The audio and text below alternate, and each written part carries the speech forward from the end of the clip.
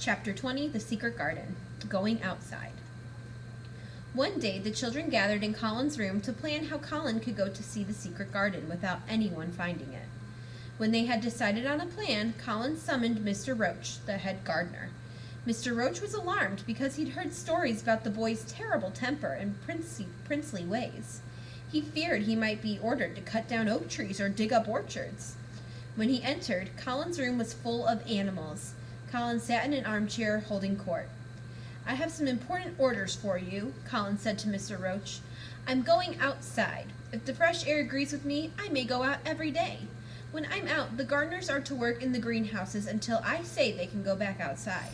Mr. Roach was relieved. "Very well, sir," he agreed.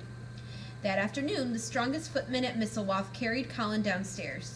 The nurse helped Colin into his wheelchair, surrounded by cushions with a blanket over his legs. Then Colin waved all the grown-ups away. Dickon pushed the chair outside slowly, and Mary walked beside it. At last they came to the long path by the ivy-covered walls. "This is where the robin flew over the wall," Mary said in a soft tone. She pointed at a spot under a lilac tree and said, "And that's where I found the key." They reached the place where the robin had perched in the ivy.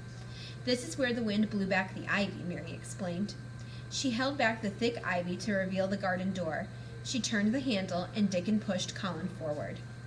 Colin covered his eyes until they were inside. The door clicked shut. Colin dropped his hands and took his first look at the secret garden. All around he saw the tender green vines and branches of the rose plants. Overhead bloomed the white and pink puffs of blossoms in the fruit trees.